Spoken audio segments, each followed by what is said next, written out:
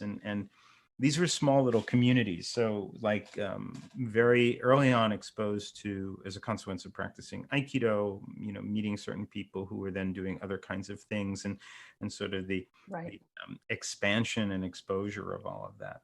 A big turning point for me was in the early 80s, during the height of the AIDS crisis. I had not determined what my career path would be at that point, Mhm. but was very moved and very called by what was happening, the AIDS epidemic and the gay community, and the gay community with respect to the local and federal governments, and what was being done, what wasn't being done. And I knew I wanted to do something. There was a book I read actually after this period.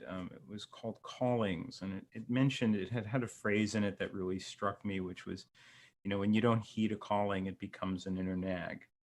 And Mm. that was what was happening. It was like I was trying to resist that calling, but I couldn't resist that calling anymore. Right.